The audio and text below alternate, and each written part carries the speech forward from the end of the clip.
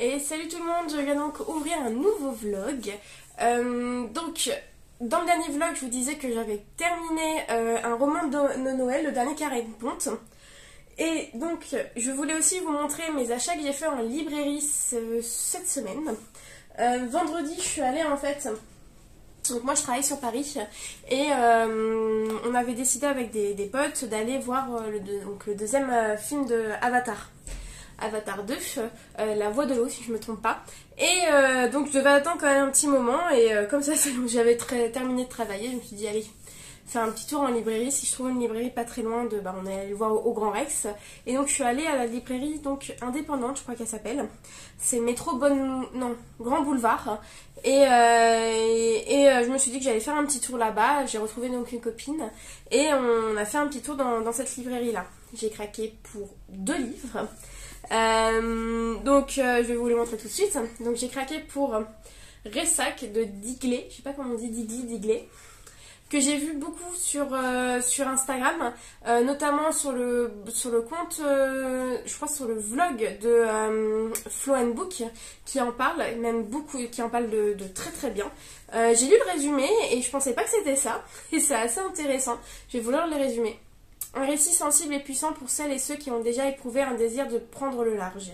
Sur un coup de tête, Maureen Wingrove décide de s'éloigner du monde et des réseaux sociaux pour tenter de se retrouver. Direction la Bretagne pour une semaine de retraite dans une abbaye battue par les embruns. Une semaine dense, intense, une semaine assaillie par des vagues de souvenirs, par des émotions, par des portraits de femmes, par des rencontres insolites et inoubliables. Une semaine face à elle-même en quête de sénérité. Ressac est le journal de cette parenthèse.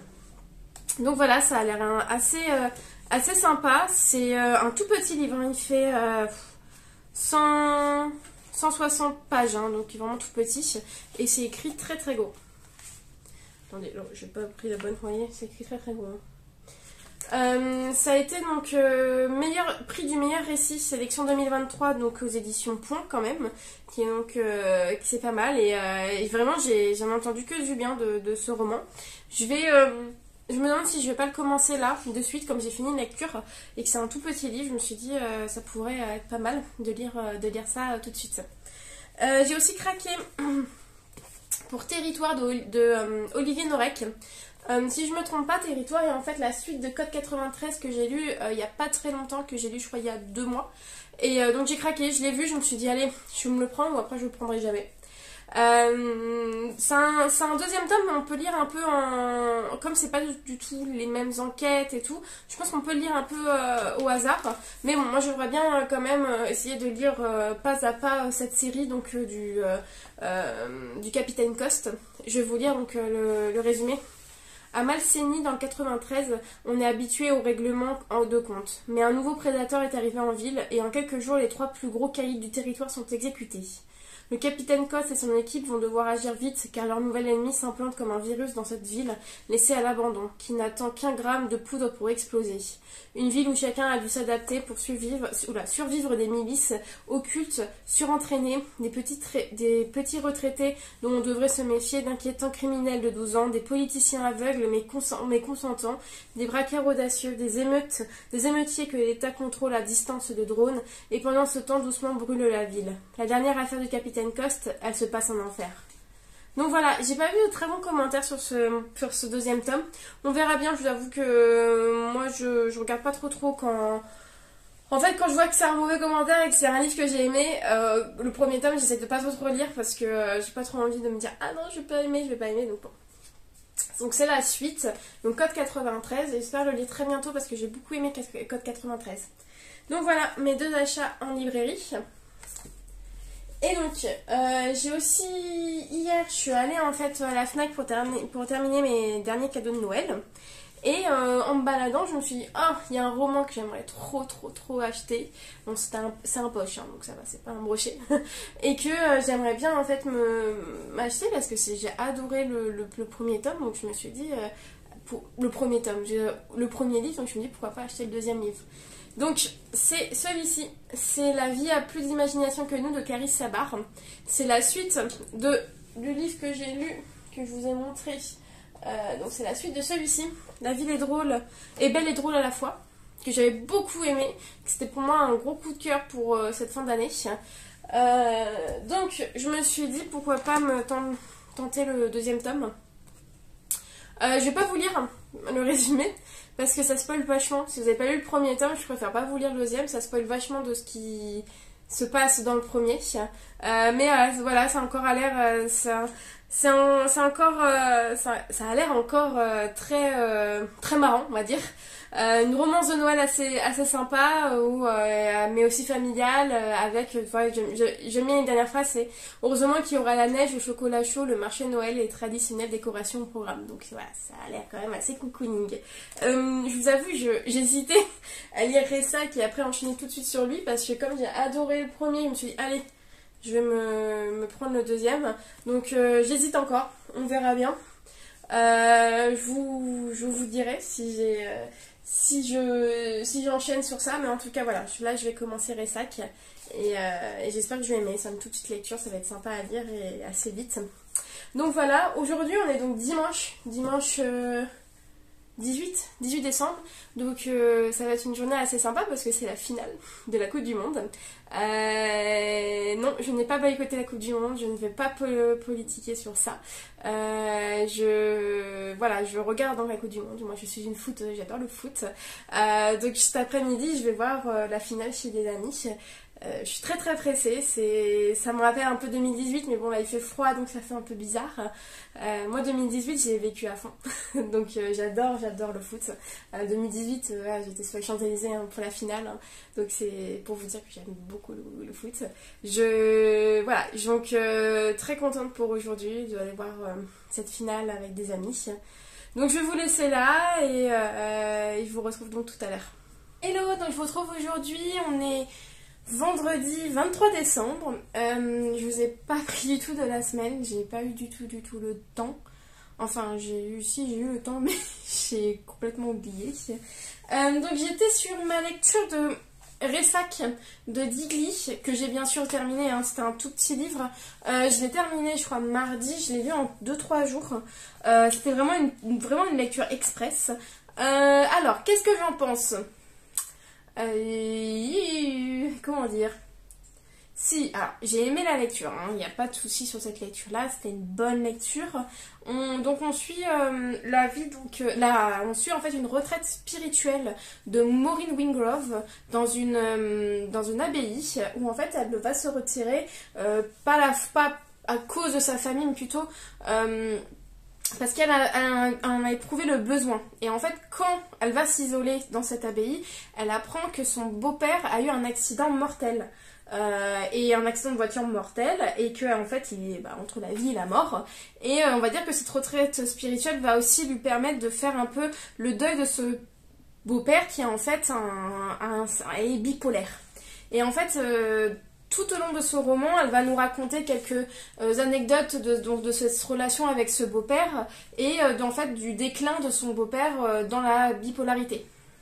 Elle parle aussi d'autres choses de sa vie, mais en fait elle va faire un peu une rétrospective de sa vie, par exemple des maisons où elle a habité, de sa grand-mère, parce je crois qu'elle a fait un livre sur sa grande-tante et elle va aussi parler de sa grand-mère.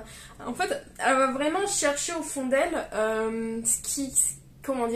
peut-être des forces et ce qui peut en fait l'aider à avancer dans la vie. Donc ça se passe en 2020, ça se passe en février 2020, juste avant le confinement.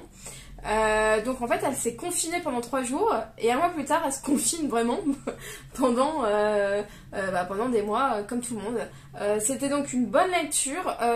Moi ça a été aussi un peu, je trouve, une ode à la solitude, dans la solitude entre guillemets, parce qu'elle va aussi rencontrer des femmes qui vont l'aider aussi dans ce parcours, dans cette retraite. Elle va donc rencontrer trois femmes très différentes qui vont lui raconter en fait des choses de leur vie, dont deux pourquoi elles ont donc fait une retraite en abbaye, et une pourquoi elle est devenue sœur. Et en fait c'est aussi une histoire où elle raconte l'amour, par exemple l'amour de Dieu pour une sœur, ou l'amour l'amour d'une femme pour un homme, l'amour d'une femme pour sa sœur, sa mère, et en fait c'est surtout sur ça. C'est aussi quand même un petit récit quand même assez féministe, donc assez sympa. C'était une bonne lecture, une petite lecture entre deux grosses lectures. Je trouve ça assez sympa de lire ça. Donc voilà, très bonne découverte.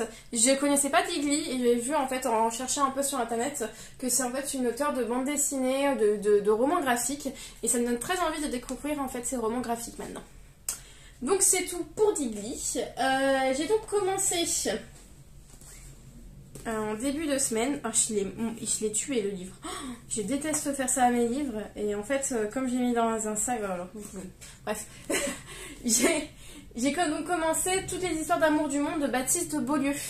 Ce livre-là, je l'ai depuis très longtemps dans ma palle. Enfin, j'avais très longtemps dans ma wishlist. Je l'ai acheté genre il y a 1 an et demi. Et là, j'ai décidé de le chercher, de le sortir parce qu'il me donnait très envie ce livre. Par son résumé et par l'histoire du livre, ça me donnait très envie. Et oui, je l'ai hyper abîmé. Je suis dégoûtée, mais trop dégoûtée. Je vais vous lire le résumé. Lorsqu'il découvre dans une vieille malle 3 carnets renfermant des lettres d'amour, le père de Jean sombre dans une profonde mélancolie. Jean lui tombe des nues. Moïse, son grand-père, y raconte l'histoire de sa vie. Plus incroyable encore, Moïse adresse son récit à une inconnue. Annelise Schmitt. Qui est cette femme? Et surtout, qui était-elle pour Moïse? Comment quelqu'un de si chaleureux et sensible dans ses lettres a-t-il pu devenir cet être si triste et distant que père et fils ont toujours connu? Naviguant entre les grands drames du XXe siècle et des amours et des histoires d'amour d'aujourd'hui glanées dans une tentative éperdue de faire passer un message à son père, Jean devra percer le lourd secret d'un homme et lever le voile sur un mystère que va chambouler toute une famille. Donc voilà, c'est pour l'instant, donc je suis à la moitié. Ah oui, j'ai même dépassé la moitié, vous voyez.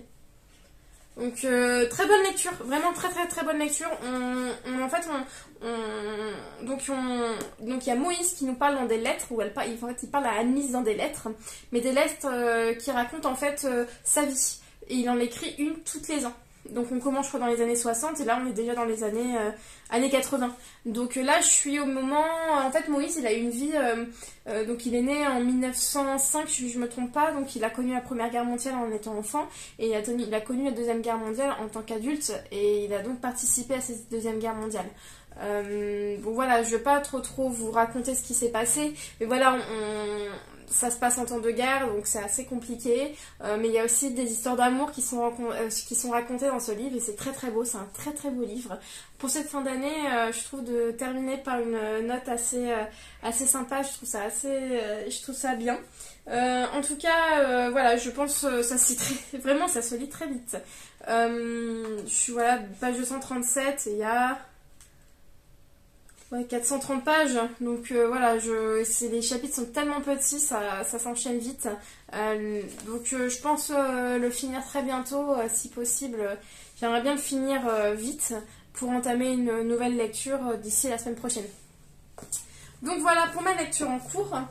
J'ai aussi donc reçu un livre de la part de HarperCollins, pour donc le prix HarperCollins. Donc comme je vous avais dit, je suis donc le juré du prix HarperCollins 2023. Je savais que j'allais recevoir un 4e roman du prix. Je vais vous lire le résumé. Nuit d'août dans la chambre flotte le parfum de Cédric. 1 mois et demi que ce soldat des forces spéciales est en mission. 1 mois et demi que Clémence attend son retour avec leurs 3 garçons. Au petit matin, une délégation militaire sonne à la porte. L'adjudant Cédric Delmas est tombé dans une embuscade avec 5 de ses camarades. Aux côtés d'autres femmes, épouses et soldats dont elle aussi, Clémence se retrouve malgré elle plongée dans la guerre secrète menée par la France au Levant. Avec ces questions lancinantes. Que s'est-il réellement passé lors de l'attaque? Et pourquoi l'armée garde-t-elle le mystère? Ça a l'air trop bien. Vraiment, de toute façon, avant en fait de nous envoyer les livres, ils nous envoient la couverture et le résumé. Et je l'avais lu le résumé et ça me disait vraiment bien. Donc super contente. Peut-être le lire avec les filles du prix HarperCollins à voir. Donc voilà, ça c'est mon 4e livre donc du prix HarperCollins Poche. Je vais me le mettre dans mes lectures de janvier. Donc voilà, c'est tout. Je ne sais pas si je vous reprendrai très très vite. Comme vous voyez, je suis un peu saccadée, mais bon, je suis en vacances. Donc beaucoup de repos. Je vais donc fêter Noël avec ma famille. Et après, donc je vais partir en Charente-Maritime. Donc bon, je vous montrerai, je pense, quelques images. J'essaie de vous poster le vlog que j'ai fini il y a une semaine. Je n'arrive pas à vous le poster. J'espère le faire très très très bientôt. En tout cas dans la semaine, comme j'ai un peu plus de temps pour le monter. Je vais essayer de vous le poster dans la semaine tranquillement pour, voilà, pour que vous ayez enfin ce vlog tant attendu. Donc voilà, donc je vais vous laisser là et je vous reprends donc tout à l'heure. Hello, je vous retrouve donc aujourd'hui, on est donc dimanche 25 décembre, c'est donc Noël. Je viens vous voir pour vous montrer un peu les livres que j'ai eus pour Noël. J'en ai pas eu des tonnes, bon j'en ai eu 3, c'est déjà pas mal je pense. Alors, le premier, c'est donc La maîtresse du peintre de Simone van der Vluck. Alors cette autrice, je l'ai déjà lu. Je l'ai déjà lu il y a quelques mois, je crois cet été, je sais plus. Bon, avec Zola Burrata sur Instagram. Et on s'était dit de lire donc celui-ci en janvier. Donc j'ai demandé au Père Noël et je l'ai reçu. Donc très contente, c'est vraiment une autrice que j'aime beaucoup, beaucoup, beaucoup. Je vous mets son résumé. Faites pause si ça vous intéresse. Donc voilà, ça c'est le premier roman que j'ai eu. Le deuxième, celui-ci, L'étrangleur de Cater Street de Anne Perry, donc aux éditions 10-18. Donc ça c'est l'édition de Noël qu'ils ont sorti là pour cet hiver. Trop trop belle cette édition. Elle est un peu dorée, trop belle. Et je vous mets aussi le résumé, si ça vous intéresse, faites pause. Donc voilà, donc ça c'est un roman policier, un peu cozy mystery. Donc super contente. Et enfin, j'ai reçu le tome 2 d'une enquête des sœurs Brontë, Les eaux du diable. J'avais lu donc le tome 1 en mars, je crois. Ouais, février ou mars. Et donc j'ai demandé le deuxième tome, comme j'en ai entendu que du bien. J'avais trop envie de ce tome 2. Donc voilà pour mes petits cadeaux livresques de Noël. J'espère que vous aussi vous avez été gâtés de livres, de plein d'autres choses et que vous avez fêté ça donc en famille, comme moi-même j'ai fêté ça en famille. Là, on va partir chez la famille de mon conjoint demain. Donc je pense que je vais pas mal lire sur la route, monter mon dernier vlog, c'est mieux. Et voilà. Donc je vais vous laisser là et je vous retrouve donc je pense demain ou en tout cas très bientôt. À plus tard.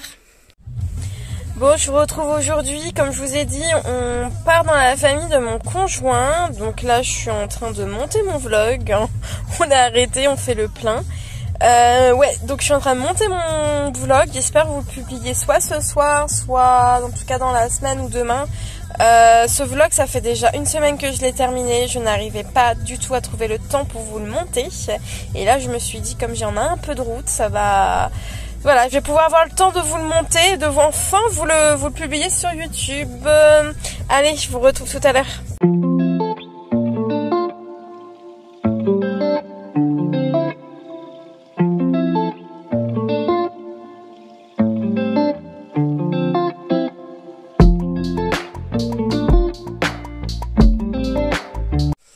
Salut tout le monde, aujourd'hui on est donc le 31 décembre. Je vous prends, j'ai énormément de choses à vous dire. J'ai fini 3 lectures depuis qu'on s'est quitté. Alors j'ai fini celui-ci, donc toutes les histoires d'amour du monde de Baptiste Beaulieu.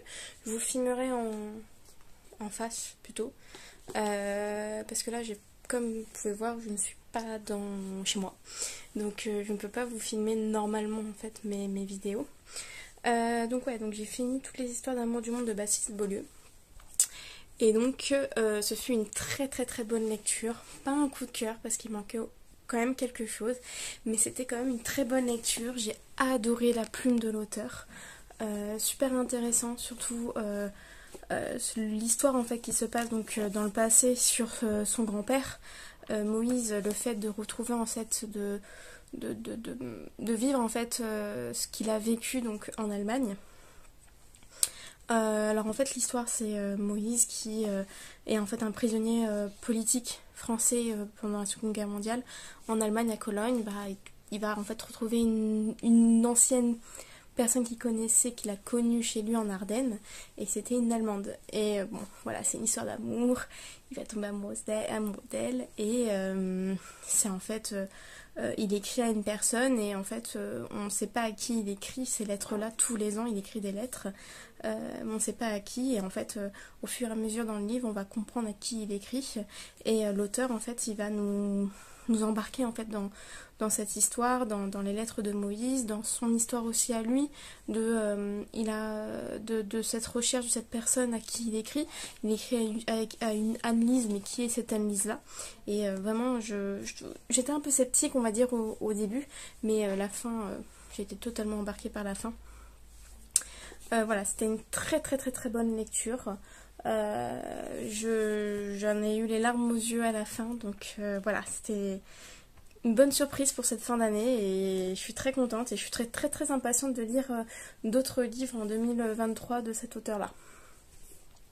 J'ai donc après commencé Les rêves de nos mères de Karine Pitoki. Je dis Karine Pitoki. Les rêves de nos mères de Karine Pitoki, que j'avais depuis assez longtemps dans ma palle, que je sais pas pourquoi je n'ai pas sorti, et là j'avais envie de sortir. C'est en fait surtout le fait qu'à ce qui paraît ça ressemble vachement à Peaky Blinders et à Downton Abbey, et j'ai vu les deux séries et vraiment c'est totalement ça. C'est un mélange entre Downton Abbey et Peaky Blinders. Et vraiment, j'ai adoré ce premier tome. J'ai adoré. Je me suis sentie embarquée. J'ai adoré Lady Julia, Lady Emily, qui est une femme hyper excentrique qui en fait, qui va défendre la cause des femmes, les suffragettes. Elle va aussi défendre, on va dire, sa place à elle, sa cause. Elle conduit une automobile à début 20e siècle, c'est quand même un truc de malade en Angleterre. Donc voilà, c'était une très très très bonne lecture, j'ai adoré cette lecture, je l'ai lue en 3 jours. Donc bon, voilà, la suite est sortie cette année ou l'année dernière, c'est Les cendres sous les coquelicots je crois, et c'est la suite donc de cette histoire d'amour entre Julia et Will.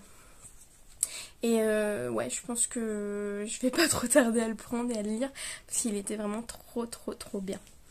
Et donc juste après j'ai enchaîné avec un manga, donc l'Atelier des sorciers, le tome 8. Bon ça je l'ai lu en un jour, même pas en 1 heure, hein. C'est vraiment un de mes mangas préférés. C'est un manga en fait un peu fantastique qui parle d'une petite fille, Coco, qui découvre la magie et qui va en fait évoluer dans ce monde, et elle va apprendre donc des cours de magie, mais elle va aussi en fait se rendre compte que d'autres personnes lui en veulent, que la magie en fait elle peut être bonne mais aussi mauvaise. Bon bref, c'est un très très bon manga. Donc ça c'est le tome 8, j'ai le tome 9 à la maison qui m'attend, et je sais que le tome 10 est sorti là en septembre, donc je pense que je vais me l'acheter pour continuer cette série de l'Atelier des sorciers. J'ai donc après enchaîné sur une autre lecture que j'ai commencé hier soir. C'est donc Aliéneur d'Aquitaine, le tome 1, L'été d'une reine de Elizabeth Chadwick.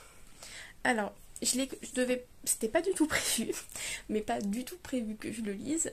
Mais en fait, j'ai vu que sur Instagram, certaines personnes en fait ont lancé un book club historique sur les livres d'histoire. Et le premier, c'était donc Elizabeth Chadwick en janvier. On n'est pas en janvier, ce sera demain. Mais je me suis dit, pourquoi pas tenter? Je connaissais de vue cette autrice, mais je n'avais jamais lu en fait de livre d'elle. Donc je me suis dit pourquoi pas tenter l'occasion. Donc je suis allée à Cultura me prendre celui-là. Donc je vous disais, j'ai été interrompue J'ai donc, je suis allée à Cultura, je me suis donc pris le tome 1 d'Aliénor d'Aquitaine. Je l'ai commencé donc hier, je suis au chapitre 4. Hein. C'est un pavé, hein. Il fait plus de 600 pages. Hein. Donc bon, voilà, j'ai lu une trentaine de pages. Et donc ça parle donc de l'accession donc, de Aliénor d'Aquitaine au trône de France. Et voilà, après moi je connais un peu l'histoire d'Aliénor d'Aquitaine. Elle a fait 2 trônes, elle a fait donc le trône de France et le trône d'Angleterre. Pendant la guerre, je crois que c'est à cause d'elle que la guerre de 100 ans a éclaté. Bon bref, ça va être assez sympa. Moi qui suis pas trop Moyen-Âge, faut savoir que moi j'ai fait des études d'histoire. Et les Moyen-Âge, c'était pas du tout mon truc, pas du tout. Moi je suis plutôt histoire moderne, à cour de Versailles et tout. Bref, je suis plutôt cette époque-là et même 19e. Et là vraiment je sors vraiment des sentiers battus parce que c'est vraiment pas mon truc, c'est d'habitude, mais là j'ai trop envie d'essayer, donc on va voir, on va tenter. Donc voilà pour mes lectures en cours et mes lectures terminées. Je vais vous laisser là, donc ce soir c'est le réveillon. J'espère que vous allez passer un réveillon avec vos proches et fêter cette nouvelle année. Donc je vous retrouve donc à l'année prochaine et je vous retrouve donc tout à l'heure. Je vous montre un peu plus en détail donc les livres que j'ai lus et que je suis en train de lire. Donc celui-ci, Le rêve de nos mères, de Karine Pitoki. Toutes les histoires d'amour du monde de Baptiste Beaulieu. Le tome 8 de l'Atelier des sorciers. Et ma lecture en cours, Aliénor d'Aquitaine, tome 1, L'été d'une reine, Elisabeth Chadwick. Voilà, à plus tard.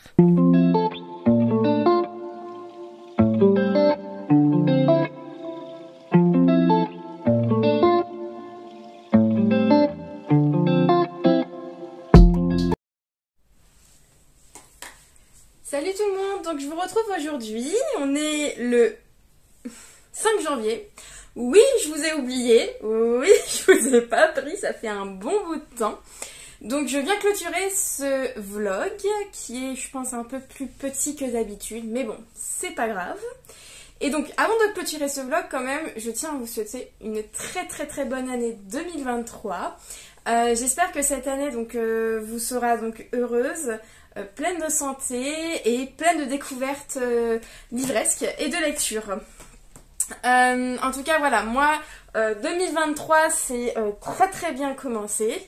Je suis donc, moi en fait j'étais donc dans ma belle famille et je suis donc revenue juste après et vous avez donc pu voir dans une vidéo d'avant où je vous montre un décor un peu différent, où je vous parle des livres. Et donc je suis rentrée donc il y a déjà 4 jours. Donc je vais retravailler et j'ai oublié de vous montrer en fait quelques livres que j'ai eu donc à Noël. Donc je voulais vous parler, une réception Vinted, une réception qui n'a pas vraiment à voir avec la lecture mais qui peut peut-être vous intéresser. Et voilà, une autre réception et ma lecture en cours. Voilà le programme de cette fin de vidéo. Voilà. On va commencer tout de suite par... donc, j'ai eu aussi... Donc à Noël, je vous ai un peu montré ce que j'ai eu. Donc j'ai eu des romans, je crois que j'ai eu 3 romans ou 4 romans. Donc là, je vais donc vous montrer... J'ai eu... Donc ça, c'est un dernier livre que j'ai eu donc pour Noël. C'est donc un Benjamin Lacombe, La Petite Sirène. C'est donc le conte de Andersen. Dessiné par Benjamin Lacombe. Alors il faut savoir que Benjamin Lacombe, j'aime beaucoup Benjamin Lacombe. C'est vraiment un de mes dessinateurs, comment on peut dire ça, ouais, préférés. Vraiment, j'adore. J'ai pas mal de livres de lui. J'ai celui sur Marie-Antoinette que je n'ai pas encore lu et que j'aimerais énormément lire très bientôt parce que c'est vraiment un très beau livre. De toute façon, Benjamin Lacombe, c'est que des beaux livres. Voilà, comment c'est, la couverture, magnifique, comme d'habitude. J'adore vraiment ce dessinateur, c'est vraiment magnifique ce qu'il fait. Donc voilà, je suis super contente de l'avoir eu. C'était vraiment dans ma wishlist pour Noël, donc hyper contente. Très très beau livre, encore une fois, Benjamin Lacombe. On peut que aimer cet auteur que je trouve super beau. Et en plus, je ne connais pas le conte de Andersen, je ne connais que le conte de Disney. Donc encore une fois, je vais faire une bonne découverte avec ce livre. Donc ça, c'était donc mon dernier, on va dire, livre de Noël que j'ai reçu. J'ai donc aussi j'ai eu une commande Vinted que je suis allée chercher donc avant de partir chez mes beaux-parents. C'est donc le dernier message de Nicolas Begley. C'est donc le tome 1 d'une saga. Le tome 2 est sorti récemment, je crois, chez Pocket. Donc ça, c'est le tome 1. Je vais vous lire le résumé. Île d'Iona, à l'ouest de l'Écosse, des plaines d'herbes brunes parsemées de roches noires, et au bout du chemin des morts, la silhouette grise du monastère. Un pensionnaire vient d'y être assassiné, son corps étrangement mutilé. C'est l'inspectrice écossaise Grace Campbell qui est chargée de l'enquête. Après un an de mise à l'écart, elle joue sa carrière. De la victime, les moines ne connaissent que le nom, Anton. Tous savent en revanche qu'il possédait un cabinet de travail secret, aménagé dans les murs. Que cherchait Anton? Pourquoi l'avoir éliminé avec une telle sauvagerie? Alors qu'elle tente encore de retrouver confiance en elle, Grace ignore que la résolution d'une des énigmes les plus vertigineuses de l'humanité repose tout entière sur ses épaules. Ah, ça a l'air vraiment top. J'en ai entendu que du bien, vraiment c'était un livre qu'on voulait, qu'on dévore, donc j'en ai entendu que du bien. Ça a l'air super bien, vraiment le résumé, je me rappelais plus du résumé, mais ça a l'air trop bien. J'ai trop envie de le lire. Mais bon, non, j'ai d'autres lectures. Allez, soyons patients. J'ai d'autres lectures, mais en tout cas, voilà. Si ça vous intéresse de faire une lecture commune, pourquoi pas. Je suis ouverte de toute façon aux lectures communes, vous le savez. J'en parle déjà pas mal. Donc voilà, pour ma petite réception Vinted, j'ai fait aussi donc une commande. Donc j'aime beaucoup donc tout ce qui est illustrateur, dont donc Benjamin Lacombe que je vous ai dit, mais aussi j'aime bien aussi Matou. Matou, je vous en ai déjà parlé parce que j'aime bien son agenda qui est en fait mon agenda de tout, livresque, perso, j'aime beaucoup son agenda. Et donc elle a ouvert elle a en fait une boutique où elle vend en fait des porte-clés, des cartes postales, et je me suis dit que je vais me faire plaisir, et elle faisait des petites soldes en fait à Noël, et je me suis fait donc plaisir. Je me suis donc pris un petit porte-clés lune, trop beau, marqué Love You to the Moon. Vraiment trop beau. Je les ai mis donc à mes clés. Donc vraiment, je les trouve trop belle ce porte-clés. Trop beau, voilà, trop belle. Et je me suis aussi pris des petites en fait cartes postales de saison. Comme ça. Vous voyez. Hop. Bon, je n'ai pas envie de trop les déranger parce qu'en fait c'est par saison. Ça c'est février, ça c'est mars, avril, mai, juin. J'aime beaucoup juin. Juillet, août, septembre, avec raison, octobre, novembre et décembre. Vous allez dire bah, pourquoi vous tapez pas janvier? Et bah parce que janvier je l'ai mis sur mon mood board. Et oui, parce que je fais un mood board. Je pense que je vous l'ai déjà montré. J'en fais donc un mood board tous les mois avec on va dire en fait ce qui est juste devant mon bureau. J'aime beaucoup faire un mood board pour un peu aussi m'inspirer de cette saison-là qui est donc l'hiver, et surtout du mois. Je vais vous montrer ça tout de suite, comme ça vous verrez un peu ce que c'est mon mood board. Et voilà mon mood board. Vous voyez là, j'ai mis donc la carte de Matou, donc celle de janvier. Après, je me suis un peu imprimé une feuille January avec des livres et tout. Ça, je crois que ça vient de la Cube, de la box littéraire. Bon, ça c'est un petit mot de mon chéri. Ça vient d'une box Clarisse Sabar de... Comment elle s'appelle? De Lily Charleston. Ça vient aussi de Matou que j'avais eu. Je trouvais ça assez beau. Et ça vient de Adelcia. qui fait aussi un peu mood hiver, donc j'aime bien. C'est vraiment un petit mood hiver, hivernal, hiver janvier, j'aime beaucoup. Moi, dites-moi si vous aussi vous faites pareil ou si vous aimez bien. En tout cas, moi, j'adore ce mood board de ce mois-ci. Donc voilà concernant le mood board. Après ça, j'ai eu donc aujourd'hui une petite réception que je connais bien, que je pense que vous avez déjà vu dans mon vlog. J'ai un peu déchiré, j'ai un peu ouvert ça comme pas bien. Donc c'est le prix HarperCollins Poche qui m'a encore envoyé un livre de leur sélection. Donc c'est donc Les Orphelins de Bessora. Un roman émouvant sur l'identité, la haine et la liberté. Ça a l'air vraiment pas mal. De toute façon, je savais que je devais recevoir un livre, je ne savais pas pour quand, mais je savais que je devais le recevoir là, celui-ci, très bientôt. Je vais vous lire le résumé. Wolf et Barbara sont jumeaux et grandissent dans un orphelinat allemand avant d'être adoptés en 1948 par une famille sud-africaine.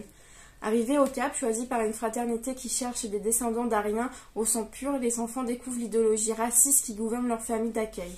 Devenus malgré eux des membres de cette communauté, ils se sentent honteux de n'avoir pas réussi à fuir, coupables d'une faute qu'ils n'ont pas commise. Mais au fil des années, chacun à sa manière, Wolf et Barbara font le choix de la révolte de la liberté. En s'inspirant d'une page d'histoire méconnue, Bessora signe un roman magnifique sur la vie de ces orphelins oubliés aux prises avec les drames du XXe siècle. Vraiment, ça a l'air encore super bien. Donc voilà, je sais plus, je crois que je vous en avais parlé, j'avais reçu donc celui-ci. Je l'ai reçu là avant de partir, je crois, en vacances. En tout cas, j'ai reçu celui-ci, l'embuscade. Et donc ça, c'est le deuxième que j'ai reçu pour en janvier. Je lis l'embuscade très bientôt, je dois le lire... je crois, dans 2 semaines. Donc, je le laisse pas très loin parce que... et en plus, j'en ai entendu que du bien de ce livre. Tout le monde en parle, disant que c'est des gros coups de cœur. Donc, je suis très pressée de le lire parce que je suis surtout assez... assez curieuse de savoir... en fait, le résumé est assez mystérieux. Donc, je suis assez curieuse de savoir un peu ce qu'il en est de ce livre. Donc voilà mes réceptions donc, du prix HarperCollins Poche. Niveau lecture en cours. Alors, je vous ai parlé, je crois, dans le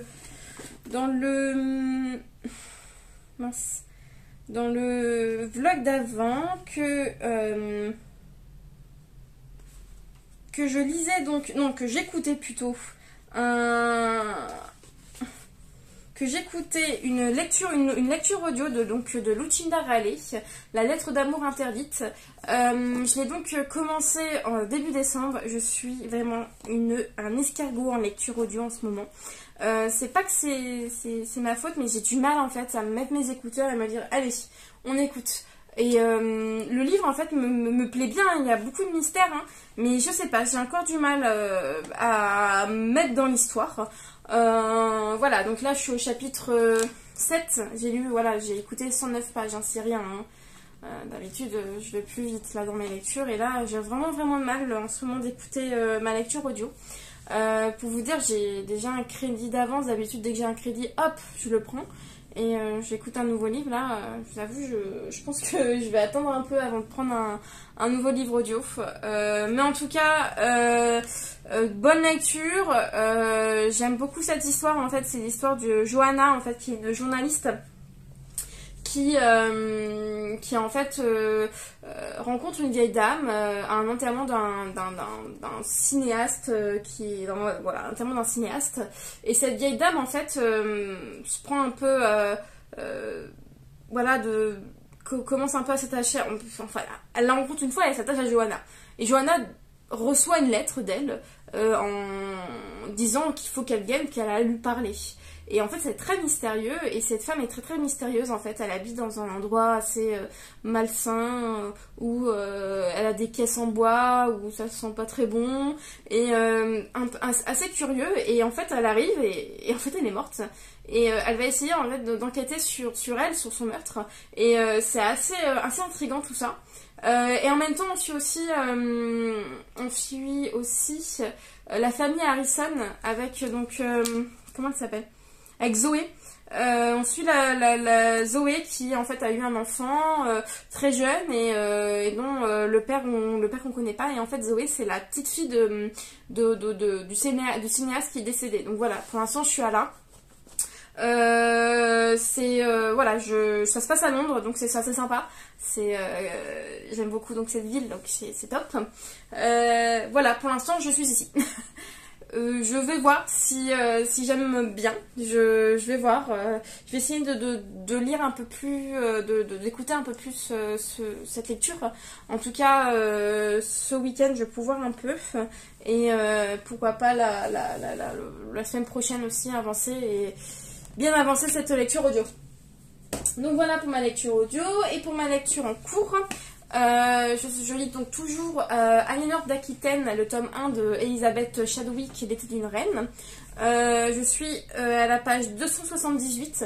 Je suis quasiment à la moitié. Comme je vous ai dit, c'est un gros pavé. Mais il se lit super bien. Vraiment, je ne pensais pas autant aimer Aliénor d'Aquitaine. Parce que faut savoir qu'Aliénor d'Aquitaine, moi qui ai fait un peu d'études d'histoire, je sais que d'Aquitaine n'est pas très aimée par les Français. Voilà. Là, je ne suis pas au moment de ce qu'elle va faire, mais en tout cas, c'est une bonne lecture, même une très très bonne lecture. Je dévore. C'est un roman historique qui se lit, mais super facilement. Aliénor d'Aquitaine a l'air d'une femme en fait qui s'impose, qui veut s'imposer, qui veut en fait diriger la France avec le roi, malgré que ce soit une femme, mais le problème c'est que c'est on va dire une société patriarcale et que la femme n'a pas son mot à dire. Surtout que la religion est omniprésente et la religion n'accepte pas les femmes. Donc voilà, c'est très bien résumé ce film. Non, c'est surtout que c'est vraiment addictif. C'est une femme qui n'arrive pas à avoir un enfant. Vraiment voilà, on est on s'attache à Aliénor d'Aquitaine et on est assez triste de son sort. Mais en tout cas, ouais, c'est une très très bonne lecture. J'aime beaucoup. Je dévore, je savoure. Voilà, c'est une très belle découverte. Vraiment pour ce début d'année 2023, une très très belle découverte. Donc voilà, si vous aimez en tout cas les romans historiques, c'est vraiment pur historique. Hein, donc si vous aimez pas ça et que ça vous fait un peu peur, voilà, moi je vous conseille pas trop. Il y a beaucoup de personnages, beaucoup de... faut pas connaître non plus l'histoire de France, mais voilà, moi je sais un peu ce qui va arriver hein, dans ce livre. Mais voilà, très bonne lecture. Je vais vous laisser là. Je vais donc clôturer ce vlog. J'espère que ça vous a plu. Malgré que ça soit un peu un vlog un peu bizarre ou un peu biscornu, que je parle de ci, après je parle de ça. Mais en tout cas, voilà, je vais vous laisser là. Je vous souhaite donc encore une très très bonne année 2023. Donc je vous dis donc à la prochaine. Et donc bonne lecture à toutes.